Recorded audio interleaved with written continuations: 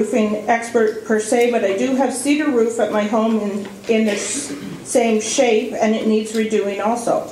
Part of an ongoing maintenance. Noted council was considering optional type of roofing to replace cedar shake, noting that the owners will be eventually redoing most of the roofs. Asphalt singles are a lot less expensive, FYI, and works well. His other part first said, I reviewed the report, quite specific and appears to be well done. All roofs for the majority, including flashings, etc., have come to the end of their or surpassed their life cycle and require replacement, especially Building 12.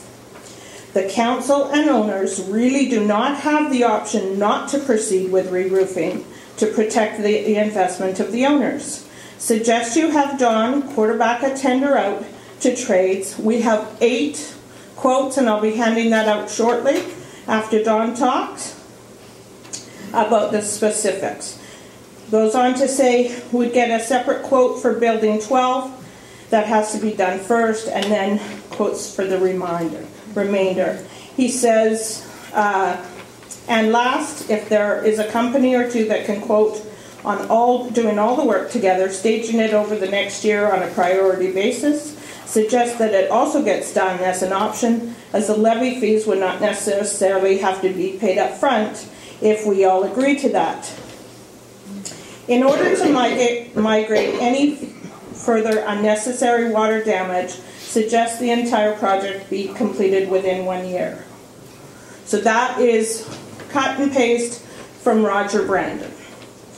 I'm just going to introduce Don, and first of all say we looked at 5 people to be our roof contractor. We looked at 8 roofing companies, in which we will show you a comparison chart. And Don's first, Don was the only one that does a flat fee. Second, we had 12 references from Don. Every single one of them said they would use them again in a flash. In fact, one of the stratas in North Van has now used him for 3 different projects and are very happy with him. We also talked to some roofing companies that didn't know we were associated with Don, and we weren't at that time, who also said they've done work with him. And he said, he is always on the side of the strata of the owners. And that's who we want in our ballpark. Okay, so I'm going to let Don talk. Don. Thank you, Carrie. Hi everyone, Don Marsh Designs. I'm here today as a roof consultant, not a roof inspector, and I'd like to make that clear because it's relatively important. There are registered home inspectors in the province of BC. I'm not a registered home inspector by choice. Home inspectors inspect homes and they look at all of the issues in a home and try to inform the owner as to the condition of the home before they make that all-important decision to purchase. And I've done that. I have training as a home inspector. I prefer not to do it because I really think that the system still has a lot of bugs in it. It doesn't really meet the needs of the homeowner. You can't actually properly inform a homeowner doing a 2 or 3 hour inspection, so it's still pretty circumspect. And what they actually trained me initially, and for the most part, was errors, limitations, and exclusions, so that I could make sure the homeowner didn't sue me in the event that I overlooked something. So having said that, it has its purpose, its role. People, when they're buying, they do need some information about a house or a condo. But that's not what we're doing here. This is a completely different creature. It involves really a roofing system across the entire project. It doesn't involve any other aspect of the house. A home inspector probably wouldn't even look at your roof. He wouldn't certainly climb on your roof. He would just try to estimate the age and make a determination based on that number whether or not you would have to replace your roof and give you that information. And that would be about it from a registered home inspector. A registered roof inspector doesn't really look at roofs from that perspective either. He will look at your roof and do an inspection report. I like to think that my reports are thorough and meet or exceed industry standards. I've chosen not to be a member of an affiliation. There is no such thing as an actual provincially certified roof inspector.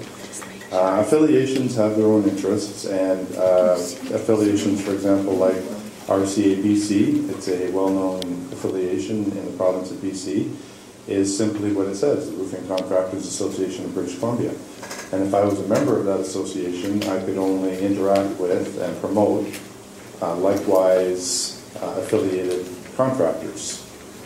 And again, I don't think that that meets the needs. In fact, I've proven time and again that that doesn't meet the needs of owners, strata owners. So I've developed my own niche market, which is a unique way of approaching these projects and conducting business on behalf of the owners. I'm a condo owner. I know what condo owners need, and it's not always about pricing, although that's certainly a very important part of it. It's also about accurately determining timelines, roof expectant lifespan of a roof, and life expectancy, and things like that, so that you're not just putting your money where it doesn't really belong.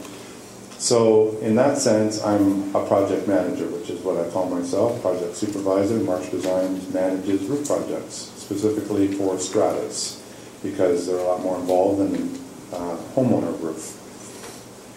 So what does that mean? Essentially, it means I start at the beginning, and I inspect your roofs, as I've done, and I inform you what I think the lifespan of your roof is, and I also give you information about how to proceed from that point on. Some stratas don't need a roof right away. Some stratas need a roof in 3 or 4 or 5 years, but as a result of my services, realize they have to start planning for that eventual cost, because roofs cost a lot of money. And there's always a special assessment attached to a roof, and if homeowners are aware of that coming up, then it's better. In this case, to put this up front right away, you don't really have that option. Your roofs are going.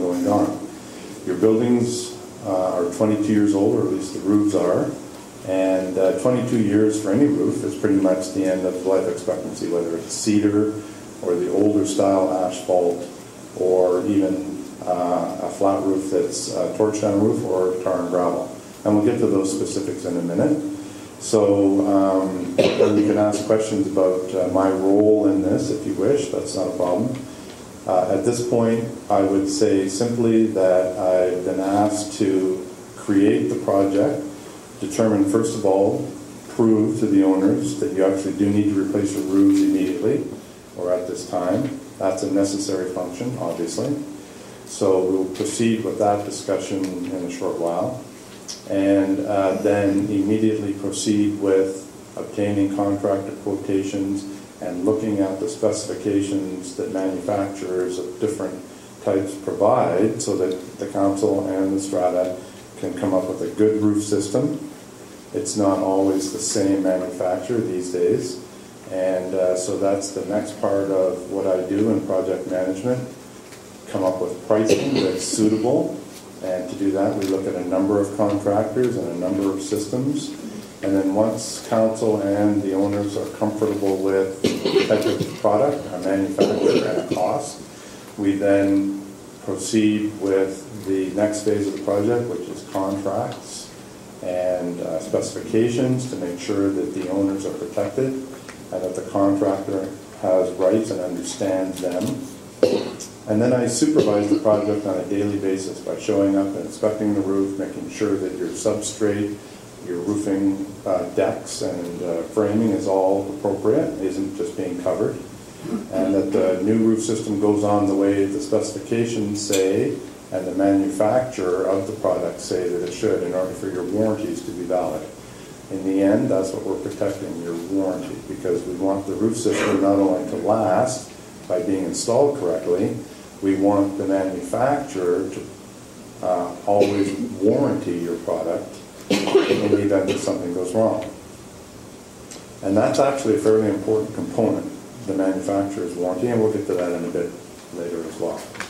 So the first thing that we should start with is the roof assessment report.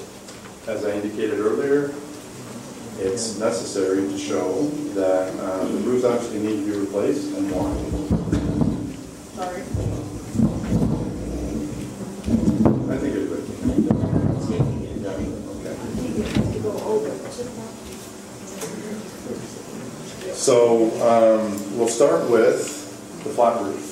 It's just arbitrary. Number one building, the flat roof, because it's a unique roof, tar and gravel, approximately 22 years old. Most tar and gravel roofs usually last 20 years. Some last, some more. You got lucky. Your roof is still going. It's not on the verge of failure, but it's getting very close. This roof is three components. You have a firewall in two locations down the middle of your main building. So the roof's separated into three sections, but just by this firewall here and the flashing on it, really it's one complete roof system and has to be treated as such. So I'll just play forward here. So there's a lot of projection up here. Now I'll just go back here. The roof has a couple of things, patches, as you can see, and tar bubbling through the surface, as you can see. Those are the little black spots there, and you'll see more of those as we go forward. You also have a cedar roof around the edge of the building. And so I had to look at that as well, because just like the cedar roof down here, they both have to be looked at. So the report details the tar and gravel roof and the cedar roof as two separate components of the main building, the number one building. I guess you call it the apartments. The cedar roof on the main building, the apartments, is actually probably in the best condition of all the cedar roofs in the complex. And I think that's partly due to the fact that somebody treated it at one point in time. There's some type of brown substance on there. I think Grant was saying that it was like a wax that was sprayed on there.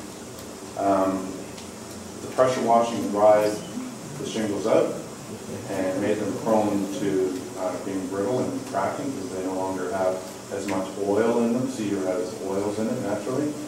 But then the substance that they sprayed on top acted to protect it from the moisture anyways and give it a little bit of lifespan. So we'll just go forward and look at more of the gravel roof and the flashings, all of which are at the end of their lifespan. This roof, by the way, and you'll see this, has been patched several times. Now there's a crack. I'll just pause that and go back. You can see this crack running right up this shingle here. And into the valley of the next shingle right there. We'll get to this later. That's the type of crack in the shingle that will leak. I don't have to be even a roofing expert to tell you that. You can all see that for yourself. The tiles, the shingles on the row above aren't covering that crack. And so water can flow down. This shingle here, by the way, and you'll see this on all of the roofs that we'll look at today, this shingle row stops here. So the end of this shingle is right here. So the fact that this crack runs the entire length of the shingle in between the two shingles above it means that this can leak right here now, because that's where the shingle ends. So there's a hole in the roof there. It's very small, but that's the first potential leak point. And you'll see more of those as we go. Now shims have been inserted under the shingles where they're cracked. That's fine. Some of the shims are still functional.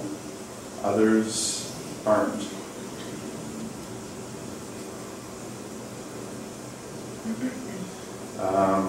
These photographs show cracks in shingles where you don't want them. These photographs show the tar bubbling through the roof. There's a really bad one. I'm just going to pause that. That one is on a drain. Can everybody see that?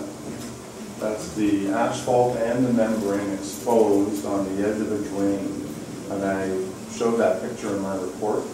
All the water from the flat roof, because it is sloped towards the center, always runs to the center of the roof into the drains and will flow over this tear in the membrane.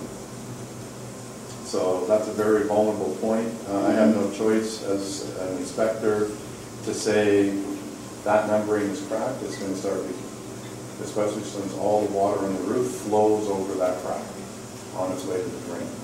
It has to in fact roll over that crack to make it down to the drain.